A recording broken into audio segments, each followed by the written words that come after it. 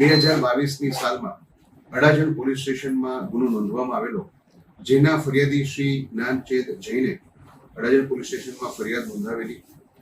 આ ફરિયાદની હકીકત જોતા આરોપીઓએ ફરિયાદીને સુરત શહેરની અલગ અલગ 4 પ્રોપર્ટીના દસ્તાવેજો બનાવી તેઓ પાસેથી 3,66,00,000 રૂપિયા મેળવી લઈ તેઓ સાથે ખોટા દસ્તાવેજો બનાવી છેતરપિંડી અને વિશ્વાસઘાત કરેલ. જે અનુસંધાને ગુનો નોંધી અને અત્યાર સુધીમાં 8 આરોપીની ધરપકડ કરવામાં આવેલ.